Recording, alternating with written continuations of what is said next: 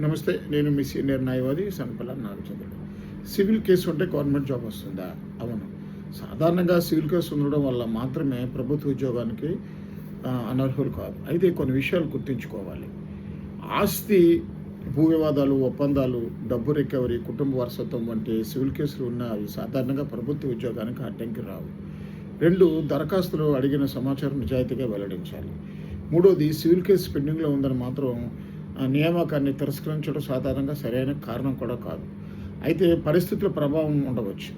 ఎలా అంటే ఉద్యోగానికి సంబంధించిన ప్రత్యేక అర్హతలు లేదా సర్వీస్ రూల్స్ వేరుగా ఉంటే, కోర్టు ఉత్తర్వు వల్ల ఆ పదవికి సంబంధించిన అర్హతపై ప్రత్యేక ప్రభావం ఉంటే, మీరు దరఖాస్తులో అవసరమైన వివరాలను ఉద్దేశపూర్వకంగా దాచిపెడితే,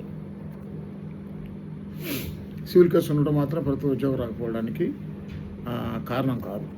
ప్రతి నియామకం సంబంధిత సర్వీస్ రూల్స్, కేసు స్వభావము మరియు కోర్టు ఆదేశాలపై ఆధారపడి మాత్రమే ఉంటుంది. అలా అని సివిల్ కేసు ఉన్నంత మాత్రాన మనకు ఉద్యోగం రాదు అని చెప్పలేము.